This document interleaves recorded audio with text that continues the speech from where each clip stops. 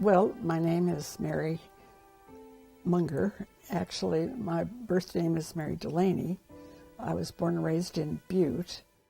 There was a sense of real community in Butte and real caring for one another. And through a lot of trials and tribulations in the city itself, Butte has survived, and it's because they are very caring and supportive.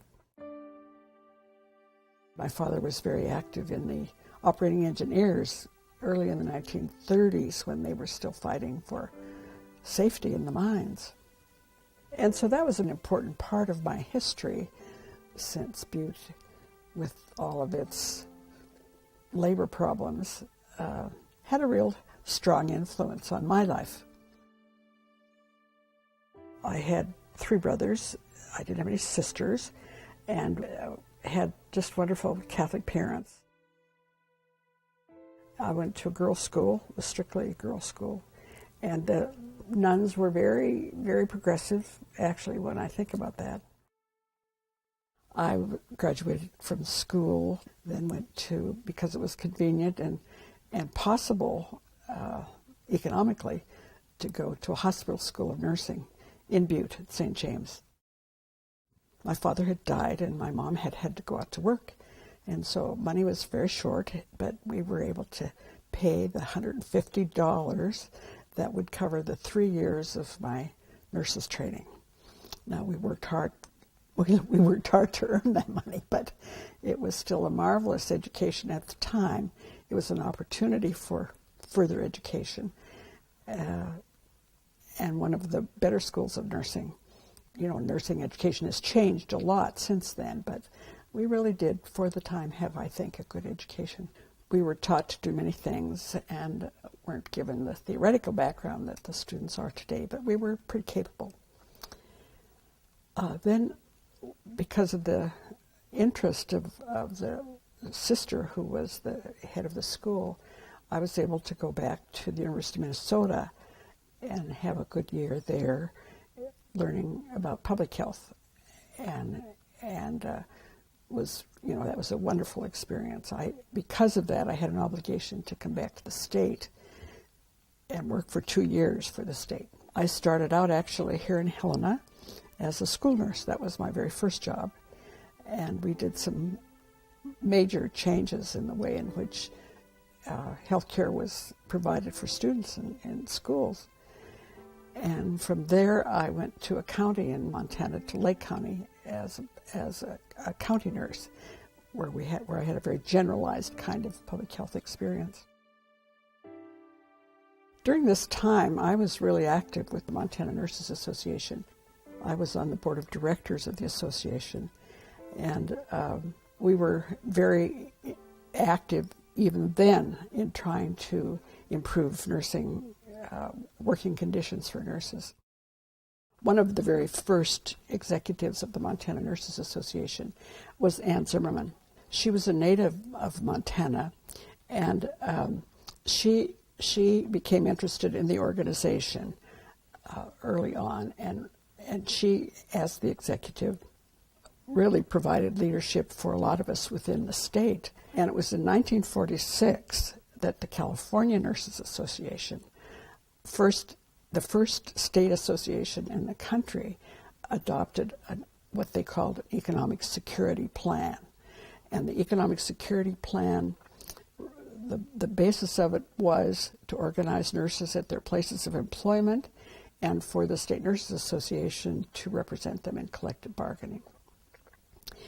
Well, Ann Zimmerman began working with nurses in Montana to really explain this process of collective bargaining. And all during this time, for me, she was more like a mentor, and I could call on her for anything that I needed to know. There weren't too many nurses around who had this kind of experience and the kind of experience that she did. In 1954, I decided to get married and move back to Helena. I thought, well, I wouldn't be working, and so I didn't continue my involvement with the board. I continued to be a member of the Nurses Association. And I greatly admired the executive of the Montana Nurses Association, Agnes Pauline. So when I came and married, Chubb had businesses and I was trying to help him. And we had a drive-in theater and I was popping popcorn. A nurse who was the chief nurse out at the fort came to me. She said, "Mary, you're crazy." She said, "You're crazy. You better go to work." I thought, well, that's probably a good idea, And I was just not sure what I was going to do. But the executive of the Montana Nurses Association, Ms. Pauline, actually committed suicide. And I was just stunned by this revelation and called the offices of the Nurses Association to see if there was anything that I could do. And we had a wonderful nun who was the president, Sister Mary Thomasine. And she said, "Well, what can you do?" And I said, "Well, I'm not sure, Sister. I can answer the telephone." And I had no idea. I had some idea of the work of the organization, but nowhere near what I learned eventually. So in 1955, I went to the Nurses Association office, and I had to arrange for Miss Pauline's funeral. And nurses came to me then, a group of nurses came to me at the funeral from Missoula.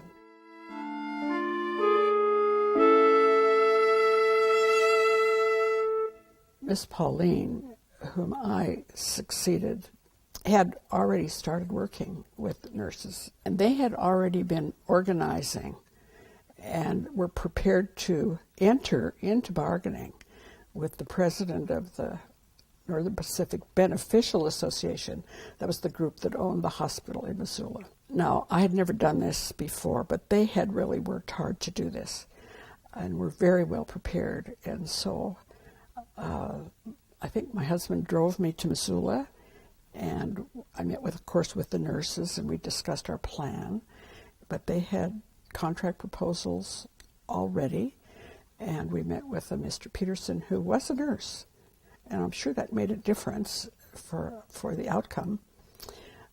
He had already bargained with nurses in Minnesota and with nurses in the state of Washington, where that NPPA had owned hospitals also.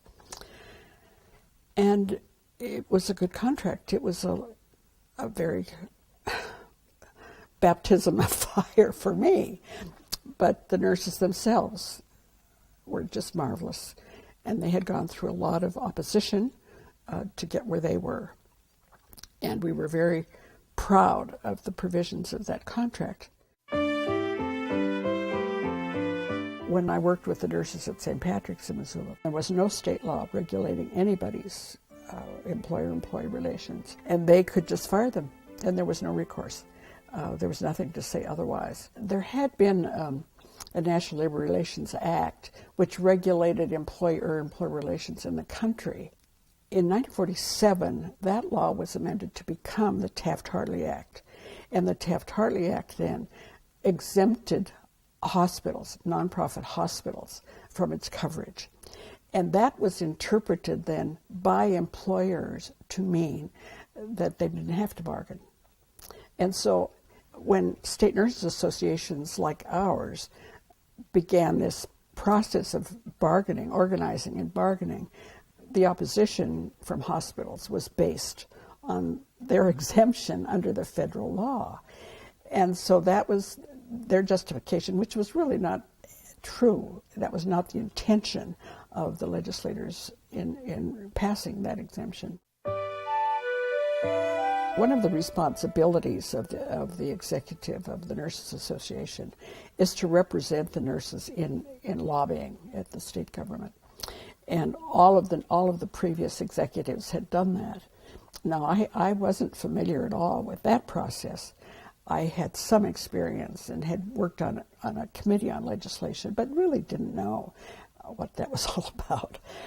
But in 1960, I think it was, the House of Delegates of the Montana Nurses Association, which is the policy-making body of the association, after all the effort had gone into trying to organize and the resistance of management to the effort, they felt we should try for a state law. Well, then it was really up to me to see to it that we had a law to present to the legislature. the state of Oregon had passed a law, I think the previous year, and we had a wonderful, wonderful lawyer. Charles Huppy was his name. He had worked with a lot of with traditional labor unions, and we did have the benefit of the Oregon Nurses Association's legislation, which was a little different than what we ended up having. And so we prepared this proposed legislation. And I had worked, as I told you, as a public health nurse up in Lake County, and so I knew the senator from Lake County, Senator Schoonover, and you have to get sponsors to your bill. So I asked Senator Schoonover to be the sponsor, which he did. I also happened to know the clerk of the Senate at the time, the clerk of the House, actually, Alan Donahue, who since all these people are gone, I'm probably the only one living around that knows any of this. He said to me, well, Mary, what do you want to call the bill? And I said, oh my, Ellen, just call it anything but collective bargaining, because I knew that there would be a lot of opposition to it. And I was visiting with the senator from Butte, Senator Reardon, and he said to Alan, just call it after her blue eyes. And so that's where the bill got the title. Now, people have made fun of this. Feminists have thought it was, not the right thing to do, but it gave it a personality. And so it's on the status sheet in the legislature as the Blue-Eyed Nurses Bill.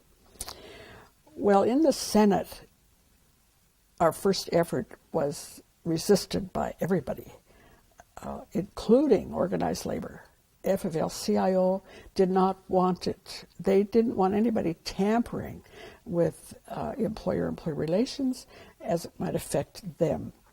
The big corporations who, have not been really sympathetic to bargaining were opposed. We had major opposition from the Montana Hospital Association. I was encouraged, always encouraged by the nurses who would come and testify when we had appropriate hearings before committees and so on. But we didn't get it. We just couldn't make it. Well, that was the beginning then of our real effort throughout the state to help nurses understand what we were talking about in terms of collective bargaining, but also to help them learn about the legislative process, to really know how important it is to be a part of your local political party. So we held workshops around the state, all throughout the state, with this kind of information. And nurses began to get much more active in terms of their involvement locally in their own political processes. Well, by 1965, we did pretty well. We did better because we had more people. And by this time, as a lobbyist, I had gotten better acquainted with legislators. They knew me, and I knew them, and I knew who the leaders were. I'd learned quite a bit about procedure, a lot about procedure. There were lots of really professional lobbyists there, who knew all about what to do and when to do it. and so I did benefit from a lot of people's help. And the nurses were just great. And we got it through both houses, only to have Governor Tim Babcock veto it. He felt that there was a provision in it having to do with arbitration that he didn't want, and so vetoed the bill. Well, you can imagine the conversations. The blue-eyed nurses are teary-eyed today. Some of the opposition had always said, well, they're only representing blue-eyed nurses, they're not representing other-eyed nurses, so there was, and I don't want to get into all the opposition, except there was great opposition to our doing it at all. Well, in 1966, the American Nurses Association adopted a salary goal. It was kind of an unrealistic goal at the time.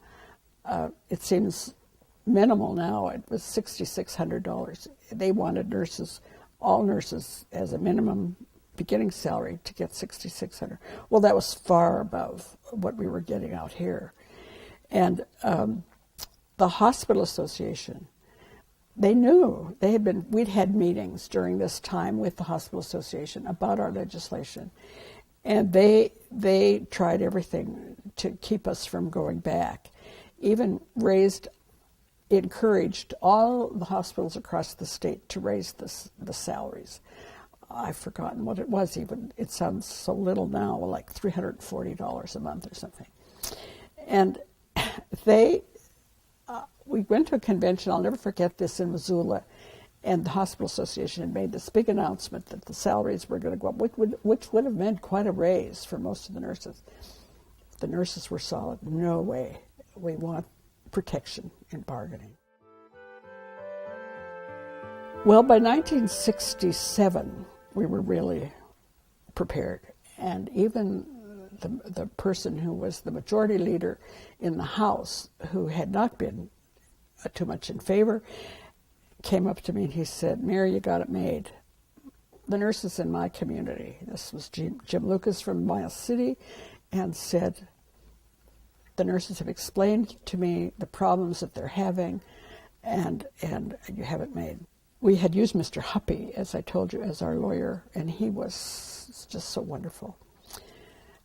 And the Hospital Association knew that he was on a retainer from the Teamsters Union. At that time, the Teamsters just had a terrible reputation. But Mr. Huppy believed in what they were trying to do, and he felt that he could influence them more positively. Well, the Hospital Association were using his name against us. They represent him, and they just want the nurses to join the Teamsters and all that sort of thing. Well, so we had Mr. Huppy testify, and his testimony in the Senate is just beautiful. And he said to them, senators, he said, "I've tried to tell these nurses how crazy they are, that they should just join traditional labor unions and let us do the work for them and not go through all this process." But he said they're determined to represent themselves. And that's really what's important to get across in any kind of message. We're there to represent ourselves and really be a part of the decision making that sets the standards for nursing care in healthcare facilities. That's really why we're there. The wages, yes, and the working conditions, because that's what keeps people working. But the real purpose of this is to make sure that we can provide quality nursing care to people in this country. Well, at the very last minute in 1967, the bill was in the Senate. We got it through the House, and it's in the Senate. And Senator Bill Birchie from Great Falls was handling it for us. And he came out to me and he said, "The Hospital Association wants to put this provision in about strikes. And there's a provision in there about you can't have a strike within 150 miles. And that, of course, was just a threat on the part of our opponents. And I was in the hall where the lobbyists sit. And one of the men who was sitting there was a lobbyist for one of the labor unions.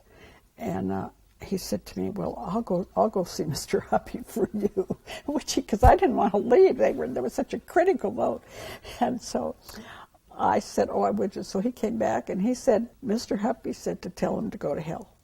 And so I said to Senator Birchie, and this was really not the kind of language that we would, but I said, "That's what Mr. Huppy said, tell him to go to hell." And so in 1967, we were successful. And it was really quite a victory. Okay, now we get to the part about implementing the law. All during this time, I had just one secretary. We were a small organization. But I was working with nurses all around the state, and I really organized quite a few nurses who were ready to utilize the law. Well, part of the provision in the law, at that time, we did have I think we had one man in our state who was the Department of Labor. Now we have a huge organization that's the Department of Labor. And so we gave the responsibility to determining our right to bargain, our right to organize, our right to represent to the state health department. We regarded it as a public health issue, which is funny today. And so Dr. Anderson, who was the executive at the state health department, called me up. And he said, "Well, what are we supposed to do now, Mary?" And I said, And this is very unusual. I'm sure you realize how funny this is, because here they're going to manage this law, and he has no idea what to do. And I said, well, I'll just talk to Mr. Huppy. So Mr. Huppy advised Dr. Anderson, and our first group to really organize under the law was the nurses at Billings Deaconess. And they were a great group. Now, I would meet with them, and we would develop contract proposals. And we had some good samples of contracts that we could use, or things that we thought were really important, and things that were bothering the nurses. And I actually would spend time with the nurses, kind of compromising with them about what we could do and what we can't do. Dr. Anderson then had to arrange for an election down at Billings Deaconess. That was one of his responsibilities. And so a pathologist who was a member of the State Board of Health conducted the election down at Billings. And of course we won a majority, just absolutely wonderful majority. And Mr. Howe was the hospital administrator, and it was really hard on him because they had worked so hard to prevent all of this, and he had to bargain with us. And so we bargained. And we did well. We did well. And once we did that, once we did Billings, then many of the hospitals, especially the bigger hospitals, just changed their policies and increased salaries and upgraded salaries and so on, which was a whole other story. I think history will show how much of an impact that legislation really had on salaries generally for all the employees of hospitals.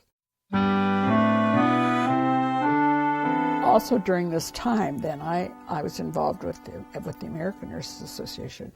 And one of the things I did during this time was to testify before the Senate, United States Senate, about the exemption under the Taft-Hartley law for hospitals, and opposing the exemption.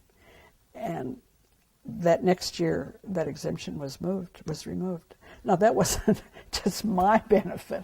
A lot of effort had gone into the lobbying efforts of the American Nurses Association, and it just so happened that I was the last one who representing ANA who addressed this. And that made a lot of difference then. That opened up the federal law to bargaining, and now the majority of contracts have to abide by the federal law. And there's been lots of examples in our state of nurses who have filed grievances with the National Labor Relations Board and have won. That's all changing now too. In terms of our own affiliation, we have within the American Nurses Association, there's real division still about whether or not we should be involved in bargaining.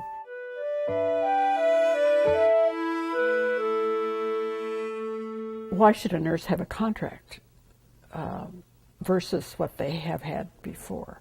Before we got into this business of bargaining, most hospitals, well, not every hospital had a written policy, although a lot of them did have kind of an understanding of what the provisions would be, what your hours of work would be, whether you had, well, they didn't always have sick leave and holidays and all of that, or none of the hospitals had retirement systems, And so, but whatever they had was written down on a personnel policy. It was referred to as personnel policy. And that was usually given to you if you went to work somewhere. That could be changed at any time. And the employer might say, well, you are pretty valuable to me, and so I'll give you another $10. But don't you tell anybody. And they tried to maintain that kind of an environment, which was so destructive. Now, I don't know if that still goes on. I have no idea. I don't think that it does. I saw a marked change in even the personnel policies after we had negotiated contracts. I saw them pretty much follow the pattern of the nursing contract. So the contract, once it's agreed to, is is strong and stable and it can't be changed unless you go through negotiations. And while there can be questions about provisions that might be subject to grievance, there's a procedure for handling that. So it's much more secure. Nurses under contract are much more secure, and much more secure than they were under the old system of personnel policies. The other argument is from people within the nursing profession who oppose the concept of collective bargaining. What have we done to improve patient care? And that's really a key question. First of all, I maintain, and those of us who have been strong supporters of this whole process know that we've kept nurses in employment who otherwise would not have stayed. We've also made it possible for nurses in their places of employment to have much more to say about what actually happens. Now, that hasn't come easily. In more recent years, in the newer contracts that have been negotiated and finalized, they have a provision in there, in most of them, for a committee, professional performance committee, management of a hospital, and the local unit of the Nurses Association really sit down and discuss actual practice issues that concern, how nurses actually do function, what they do, what are the problems they have, and how this can be resolved. And that's opened up much discussion and resolved a lot of issues that otherwise might result in some people leaving their work or dissatisfaction or lessening the quality of care. And so I think on that basis we have substantially improved. Well, the idea that nurses have something to say.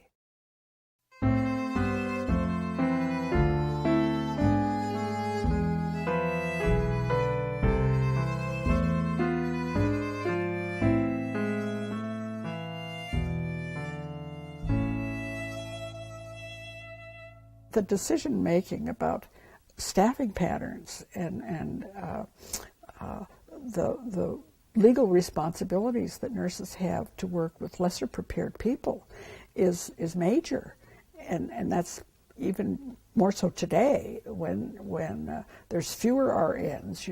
We're really experiencing a terrible shortage, and a lot of it has to do with working conditions still. And there's such an effort nationally to downplay organized labor, period.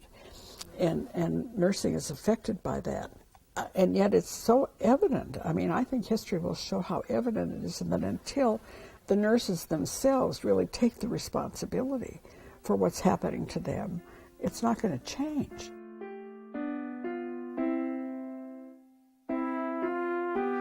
It's very difficult for nurses to confront some of these issues. I mean, most of the nurses are really dedicated professionals. They want to provide good care, and they don't like to always equate what they're doing to money. But the reality is, if we can't provide adequate salaries for nurses or working conditions that attract them, we're not going to keep the profession going at all.